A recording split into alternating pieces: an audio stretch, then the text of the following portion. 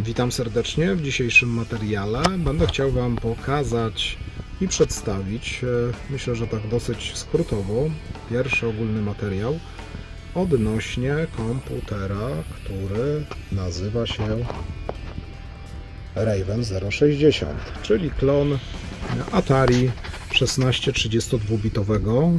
Tutaj mówię o inspiracjach, z procesorem 060. Komputer domowy stworzony przez bardzo zdolną osobę, która na forum Exosa kryje się pod nickiem Agranland. Mam nadzieję, że dobrze wymawiam. Osoba ze Skandynawii, która zaprojektowała jako w formie zabawy ten komputer, który zyskał, myślę, że dosyć spore zainteresowanie, jeśli chodzi o społeczność Atari 32-bitowego. Doczekał się już drugiej rewizji płyty głównej, spore ilości napisanego softu i fajnych rozwiązań hardware'owych, co będę chciał Wam tutaj przedstawić na tym materiale. Pokazuję Wam w tej chwili płytę główną, która jest już włożona do komputera. Ona w tej chwili pracuje, ale postaram się być ostrożny. Jak widzicie, jest możliwość tutaj podłączenia chociażby LEDów, dysku twardego, zasilania, przycisku Power. Ta biała zworka, tą białą zworką możemy ustawić chociażby tryb świecenia diody HD, która może być diodą osobną lub diodą łączoną razem z diodą Power, w zależności od rodzaju obudowy. Obudowa to jest format mini ATX, także jak najbardziej można tego typu obudów używać, ustandaryzowanych.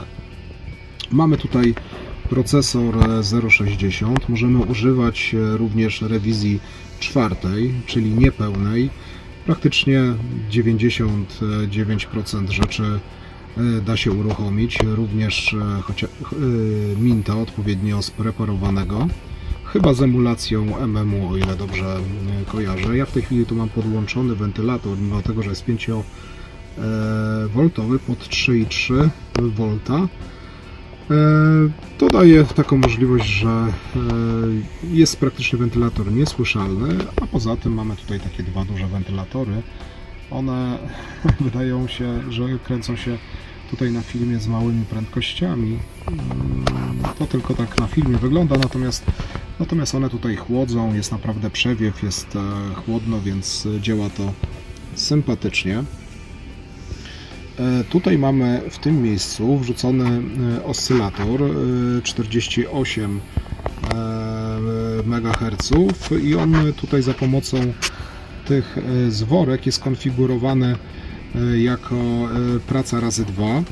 Także bardzo ważna informacja, stabilnie Raven działa na procesorze w rewizji czwartej niepełnej lub szóstej pełnej, ze względu na to, że mamy tutaj w okolicy 96 MHz, więc na to warto zwrócić uwagę. Nie wszystkie procesory, szczególnie rewizja piąta czy pierwsza pełna, możemy tutaj uruchomić.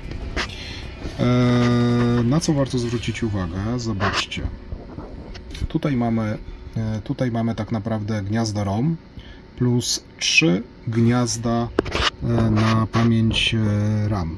Możemy mieć tutaj obsługiwane 44 MB pamięci RAM plus ROM, który programujemy za pomocą programatora tego typu podłączonego pod PC-ta. Tutaj mamy, jak widzicie, identycznie jak na płycie głównej, 72-pinowe gniazdo na ROM. Udało mi się ten ROM zaprogramować. Nie jest to, może tak, instrukcja nie jest mocno skomplikowana, natomiast kompatybilność dla różnych komputerów PC sprawia, że mamy niepodpisany cyfrowo sterownik. Być może na niektórych konfiguracjach zdarzają się problemy sprzętowe i w związku z tym ciężko jest używać tego programatora dla wielu konfiguracji. Mi się akurat udało, także bardzo się cieszę z tego powodu. Mamy tutaj do zaprogramowania w zwykłym programatorze kilka chipów, ale z takich ciekawych to jest właśnie ten ROM, który się programuje w sposób niestandardowy. W tej chwili nawet możemy już programować że tak powiem, z systemu komputera. Oraz mamy tutaj taki duży chip. On jest mało standardowy i tak naprawdę ten chip trzeba mieć specjalną przystawkę do programatora, żeby to ogarnąć. I w tym miejscu tutaj myślę, że warto podziękować Artikowi, nickname Artik z Wrocławia, który ogarnął ten temat, więc z tego się tutaj bardzo cieszę. Tą płytę, którą tutaj oglądacie, działającą płytę, tak naprawdę zlutował i tutaj ustabilizował człowiek o nickname'ie KRS-M i tak naprawdę jest to moim zdaniem najlepszy specjalista od Ravenów w Polsce w tej chwili ze względu na doświadczenie, bo uwierzcie mi, użycie różnych komponentów sprawia, że ten komputer jest mniej stabilny i dużo bardziej problematyczny. I tutaj naprawdę KRS-M wymieniał wszystko, co jest na tej płycie, szukając problematycznych elementów, chipów, żeby zastąpić je innymi, bo komputer był mało stabilny. W tej chwili pracuje stabilnie, także to jego, że tak powiem, zasługa. Mamy tutaj zainstalowaną Yamahę, czyli mamy zgodność z 16-32-bitowym Atari w tym zakresie. Ta Yamaha nawet w systemie jest widziana w bardzo identyczny sposób jak chociażby w Atari ST. Dodatkowo możemy zainstalować sobie chociażby kartę muzyczną. To, co tutaj w tej chwili widzicie, to jest Sound Blaster Pro 2. Ze względu na to, że super obsługuje Raven m.in. standardy Opel 2 i 3. Sound Blaster Pro bardzo fajnie nie gra i tutaj gra dużo bardziej basowo, czyli tak troszeczkę niżej względem wcześniejszych Sound Blasterów. Ważne, tutaj mamy ustawienia przerwań i tak dalej, wszystko na zworkach, więc łatwo wyeliminować jakieś konflikty. Próbowałem zainstalować nowszą kartę, chociażby Sound Blaster 16 czy AB32 i miałem z tym tutaj problem. Dało się uruchomić, ale był wysłyszany jakiś pisk, odgłosy takie mniej standardowe w tle, więc najlepsza karta to w tej chwili właśnie klon Sound Blastera Pro, klon tak naprawdę Sound Blasterów, które posiadają oryginalny chip, który tutaj pozwala na obsługę Opel 2 czy Opel 3 z możliwością konfiguracji. Również są sterowniki dla GUS-a, czy dla klonów, czy emulatorów typu Pico GUS, także jak najbardziej można tutaj z tym zawalczyć. Dodatkowo ta taka niska karta w środku, w tym miejscu, to jest karta sieciowa i ona jest tutaj oparta na bardzo standardowym chipie. Jest to tania karta za 20-30 zł na ISE i mamy do tego odpowiedni sterownik, co postaram Wam się pokazać już pod samym systemem. Myślę, że ta karta jest o tyle sympatyczna, że łatwiej jest przesyłać dane na Ravena, bo jak zwrócicie uwagę, tutaj jest złącze IDE44 i udało mi się tutaj podłączyć akurat DOM, czyli moduł z IDE44. Tak naprawdę jest obsługiwany dysk SSD. Jest to taka przemysłowa, bardzo stabilna konstrukcja i trwała, więc polecam. Akurat ten model tego modułu działa znakomicie, nie wszystkie działają, więc stąd pokazuję dokładnie, jaki to jest model. To jest 16 GB i jak widzicie, dokładnie z taką etykietą warto tutaj się zaopatrzyć, jeśli chcecie mieć sprawdzony moduł, jeśli Was interesuje takie podłączenie, bo oczywiście możemy tutaj jakąś tam przelotkę dać na kartę CF, czy przelotkę z 44 na złącze IDE40 i dopiero przelotkę, więc takie różne warianty tutaj działają i to działa naprawdę fajnie i dosyć stabilnie. Co tutaj mogę więcej pokazać? Jak zobaczycie, nie ma tutaj obsługi dysku, stacji dyskietek, więc ta naprawdę karta sieciowa jest super rozwiązaniem. Bardzo ciekawym pomysłem jest chęć stworzenia na ISE karty z USB. Tego typu karty chociażby są dostępne dla DOS-a, dla PC-ta. Sterownik to jest 5-6 KB, więc tutaj myśli się o zintegrowaniu NetUSB oraz złącza kartridża dla Atari ST. Wtedy pod systemem będziemy mogli tutaj używać dużej gamy oprogramowania przeznaczonego właśnie dla ST, a jednocześnie w łatwy i prosty sposób wymieniać dane. W tej chwili jest to mocno utrudnione. Oczywiście możemy sobie tutaj i musimy partycję przygotować tak naprawdę na chociażby Falconie. Pierwsza partycja powinna mieć około 256 MB. Kolejne mogą być już większe. Tutaj jest obsługiwany eMuTOS. Postaram się Wam pokazać.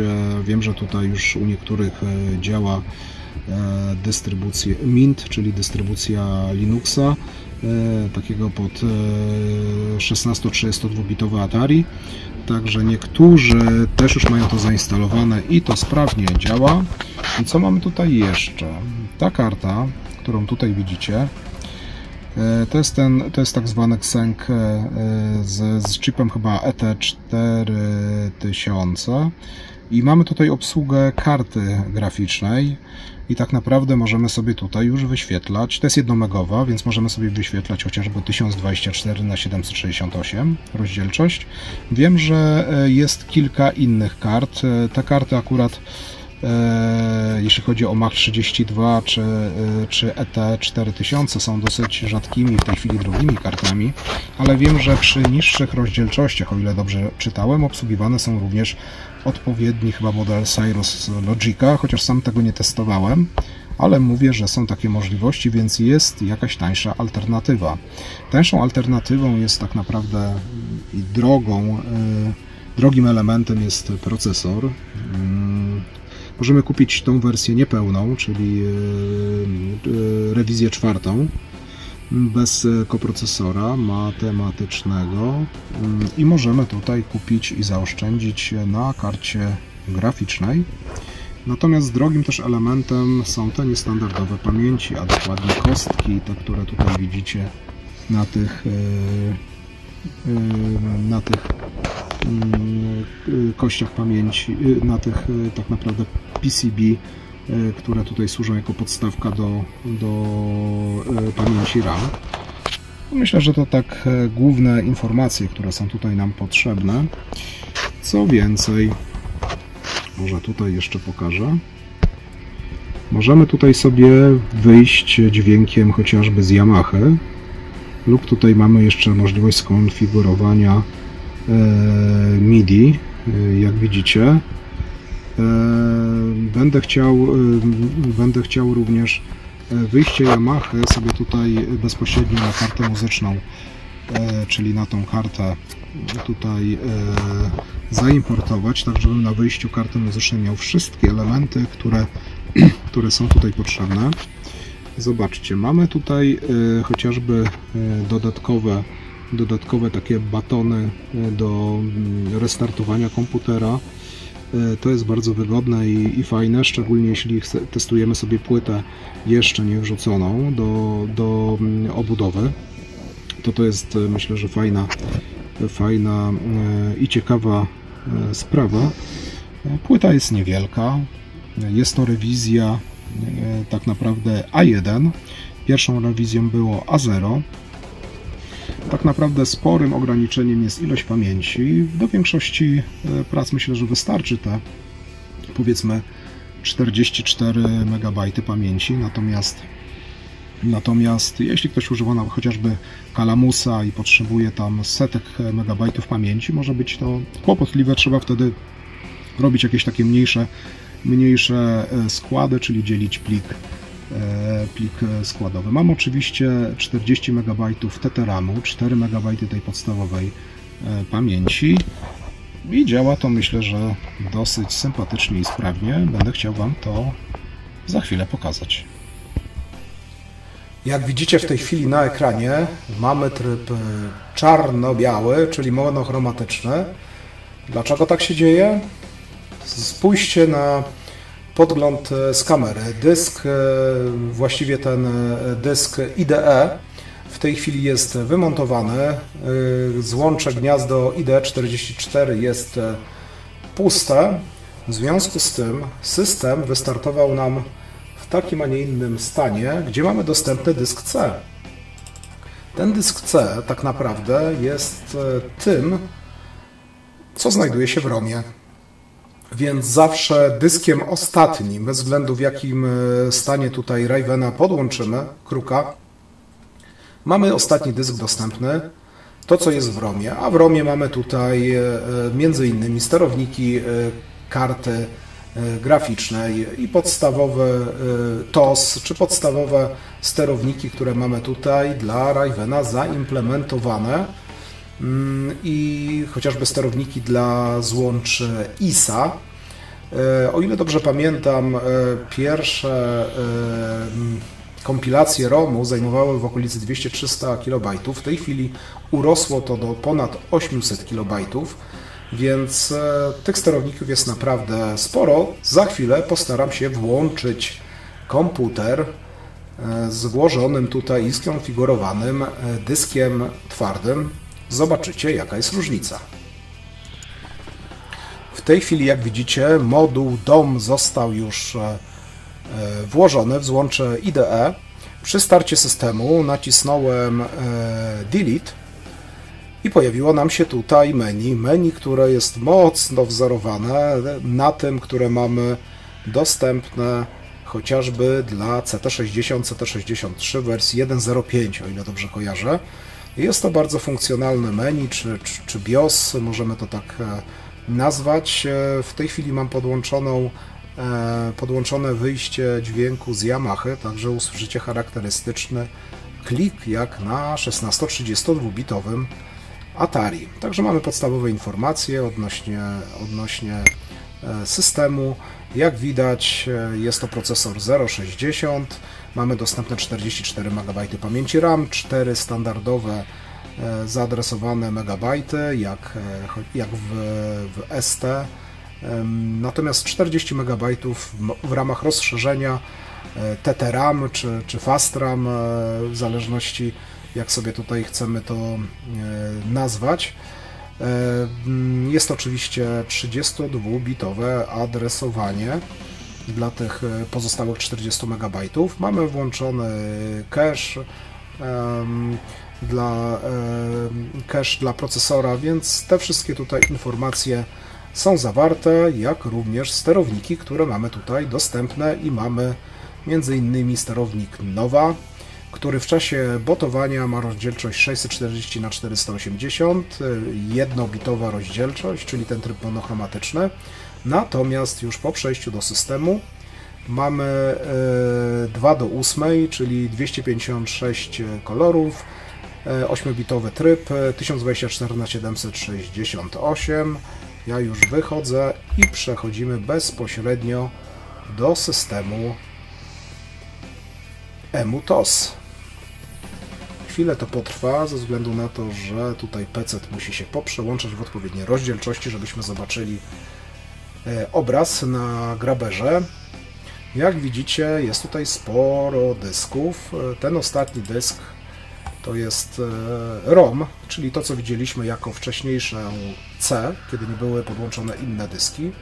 Oczywiście EMU-TOS ma taki dosyć prosty, ale schludny i mocno funkcjonalny interfejs. Jeśli ktoś sobie życzy, możemy tutaj zainstalować jakąś nakładkę. Ja tutaj mam może starszą nakładkę, ale coś tutaj mogę pokazać.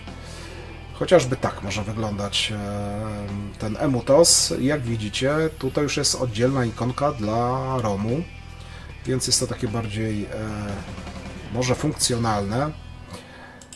Mamy tutaj zawartości dysków i tak dalej. Te nakładki oczywiście mają więcej też tutaj opcji. Niestety jest w języku niemieckim.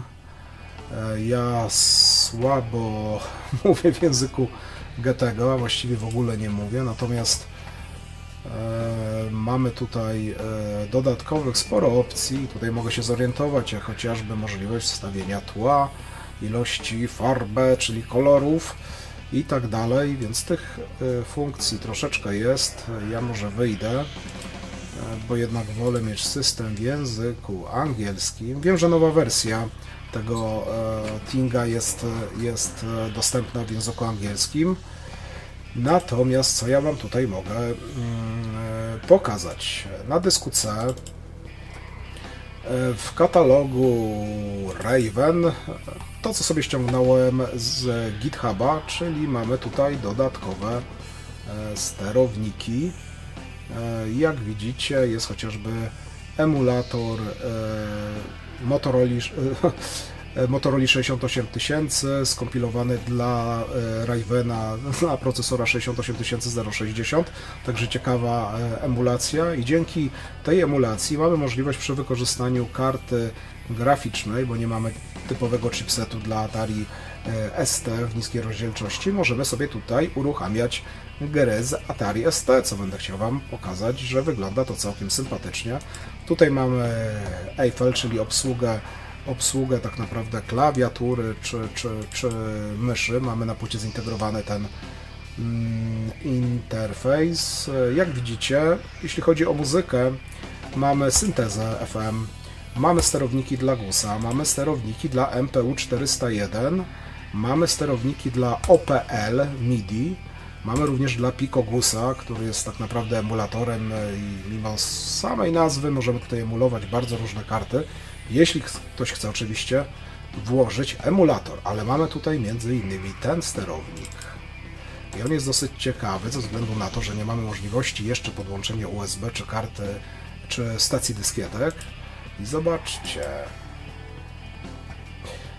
mamy możliwość tutaj przyznania statycznego IP lub jeśli ja sobie tutaj F1 nacisnę lub DHCP, czyli mamy możliwość podłączenia do Ravena, PC-ta, czy Macintosha, czy innego ustrojstwa, które będzie emulowało serwer FTP i na tym FTP-ku możemy sobie umieścić jakieś pliki i przesyłać bezpośrednio do Ravena i to jest w tej chwili chyba taka najbardziej racjonalna metoda przesyłania danych.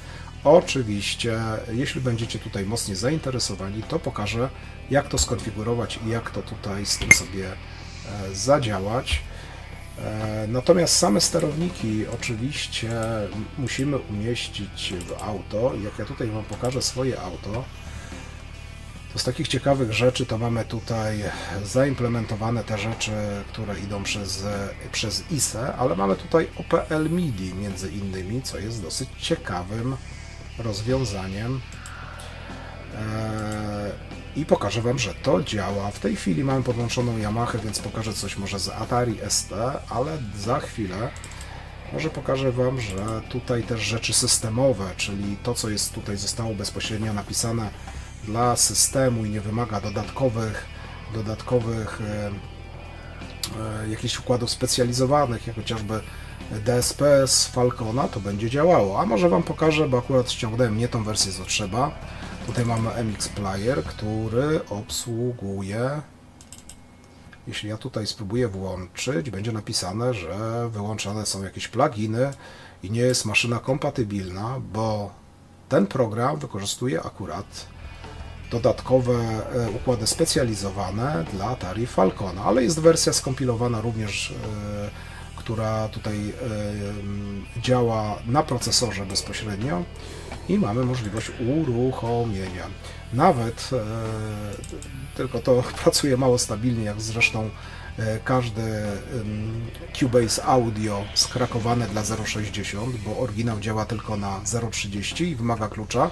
Oczywiście wersję oryginalną posiadam, ale mogę Wam pokazać, jak wygląda sam interfejs, jeśli się uruchomi, nie zawiesi. Jak widzimy, że wymaga tutaj Falcona, ale tutaj możemy sobie zobaczyć, że bardzo fajnie wygląda to wszystko na wysokiej rozdzielczości. Mamy dostępny spory ekran. Jeśli my sobie tutaj jakieś moduły na przykład zarzucimy, to zobaczcie, to wszystko jest czytelne i działające, jest fajne. Jeśli byśmy mieli Falcona z kartą graficzną działającą na 0.30, to naprawdę w komfortowych warunkach byśmy byli w stanie tutaj zadziałać. O, w tej chwili się przywiesił, także ja sobie tutaj już restart wykonuję. Także zobaczycie też, ile czasu trwa tutaj, aż maszyna wstanie. Trwa to dosłownie chwilę, chyba dłużej przełącza tutaj grabber ekran, niż wstaje sama maszyna. I co Wam tutaj mogę ciekawego pokazać? Może pokażę Wam w takim razie konfigurację. Działają oczywiście takie programy jak chociażby Cobalt, można sobie przerzucać szybko i sprawnie dane, więc zobaczcie, to wszystko działa. To, co zostało dla systemu. Atari stworzone działa jak najbardziej. Mam nadzieję, że uda mi się tutaj uruchomić Minta. Jeszcze nie w tej chwili. Wiem, że tutaj mam ściągnięte nie te wersje, co trzeba. Jest specjalna kompilacja pod Ravena, również działająca dla procesorów bez koprocesora matematycznego, z emulacją tego koprocesora, co jest wymagane tylko do samej instalacji chyba Minta, o ile dobrze kojarzę, nie jestem od tego specjalistą. Nie przepadam akurat za Linuxem dla Atari, także te stare komputery wolę jednak z trochę innymi systemami. Samego Linuxa jak najbardziej doceniam. Mogę Wam pokazać chociażby, jak wygląda konfiguracja tego komputera. Zobaczmy, jeśli my sobie tutaj uruchomimy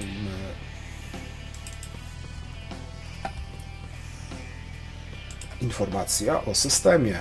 Mamy 0.60, oczywiście nie wykrywa nam Ravena, Kruka, natomiast pokazuje, że jest to kompatybilne z Mega STE czy ST, więc musi być liter, musi być cache. Tak akurat rozpoznaje, a nie inaczej. Mamy tutaj sporo innych dodatkowych rzeczy, chociażby grafikę. Zobaczcie, 8-bitowy tryb, 256 kolorów, w jakiej maksymalnej rozdzielczości. Także trochę takich informacji mamy, informacje o dyskach twardych. Zobaczcie, jak jest fajnie widziany dysk L, czyli ten dysk właściwie to, co generuje nam ROM. Także to jak najbardziej tutaj mamy dostępne. Jak widzicie, dyski do 250 MB są widziane, te większe dyski już przez eMuTOS niekoniecznie, natomiast byłyby widziane przez Minta czy Magica. Mam nadzieję, że Magic powstanie, bo lubię ten system, on jest bardzo szybki, to jest bardzo szybki system z fajną funkcjonalnością. Mam nadzieję, że się uda to wyłączyć, natomiast, czy przygotować ten system. Natomiast zobaczmy, ja sobie chyba tutaj jest wyjście. Pokażę Wam, jak działa karta muzyczna. Właściwie nie tyle co karta muzyczna, co emulator Castaway.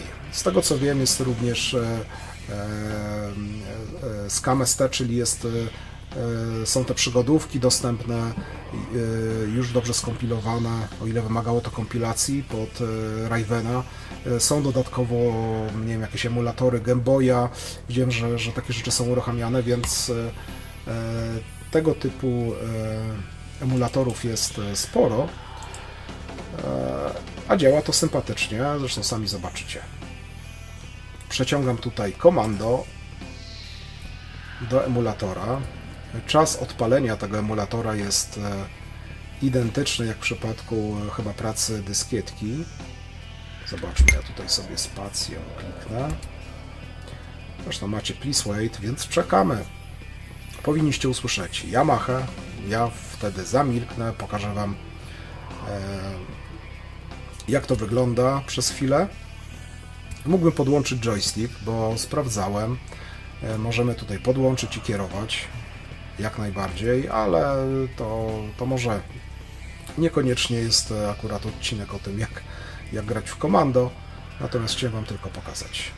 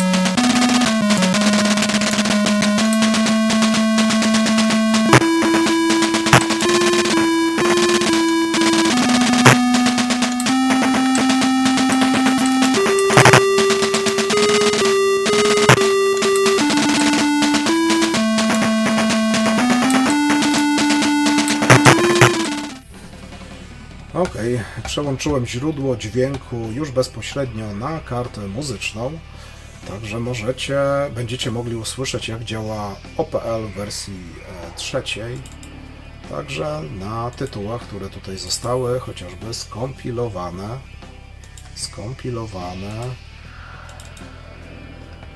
dla Ravena. Zacznijmy od Tyriana.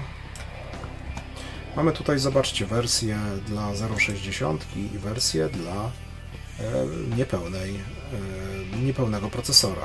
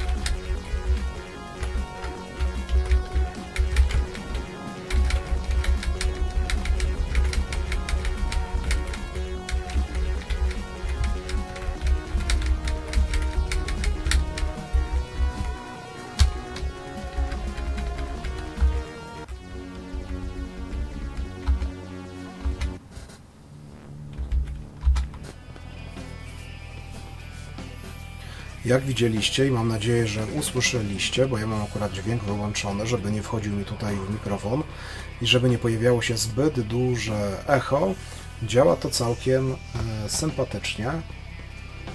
Dla mnie tą ciekawą opcją jest możliwość włączenia tytułów z Atari ST, szczególnie symulatorów lotniczych, bo na karcie graficznej wygląda to całkiem sympatycznie i fajnie.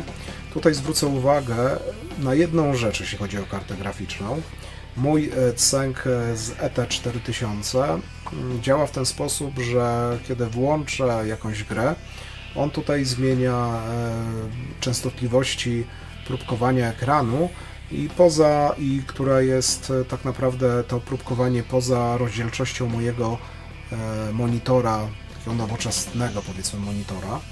Natomiast te starsze monitory sobie z tym dobrze radzą. Natomiast jeśli tutaj podłączymy przez jakieś urządzenie typu ESC, to bez problemu możemy tutaj przechwycić każdy tytuł, każdą grę. Co ciekawe, niektóre cęgi, które akurat jeden z kolegów testował, mają taką możliwość, że robią to przechwytywanie tych gier czy takich rzeczy kompilowanych w takich częstotliwościach, że te nowe monitory je obsługują. Także taka drobna ciekawostka. Pokażę Wam jeszcze w takim razie, no niech będzie to Doom. Pierwsza odsłona.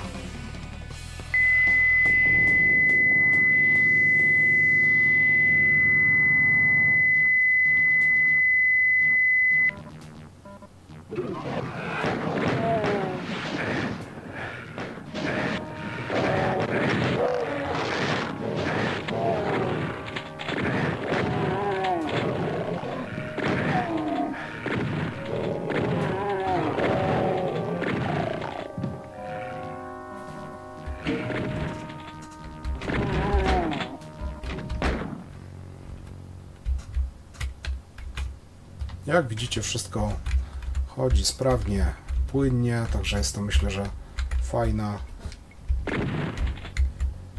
fajna kompilacja.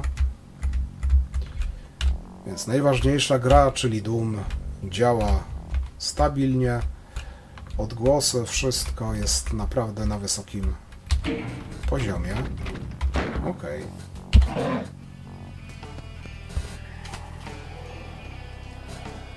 Ja myślę, że jeśli chodzi o ten pierwszy materiał, żeby on też nie był przydługi, to wszystko. Jeśli będziecie tutaj zainteresowani takimi, nie wiem, bardziej czy mocno technicznymi elementami, czy aspektami, jak chociażby właśnie programowanie ROM-u, jak kwestia takich szczegółowych ustawień odnośnie karty graficznej, bo tam są różne rodzaje kart graficznych i trzeba troszeczkę tutaj się z tym też pobawić. Może będę chciał tutaj pokazać też, bo można się pobawić MIDI na pulpicie z wysokiej rozdzielczości. Może tutaj pokażę możliwości dźwiękowe w przyszłych materiałach. Ogólnie, jeśli jesteście zainteresowani pokazaniem jakiegoś programu, pokazaniem jakiegoś tytułu, jakby to mogło wyglądać tutaj pod krukiem, szczególnie wersje właśnie z ST, to jak najbardziej mogę Wam to pokazać. Piszcie w komentarzach, postaram się w miarę możliwości, bo prowadzę tego wideobloga bardzo hobbystycznie, w miarę możliwości postaram się spełnić przynajmniej część Waszych jakichś sugestii. Także to wszystko w tym materiale. Bardzo dziękuję za uwagę i do usłyszenia. Do widzenia.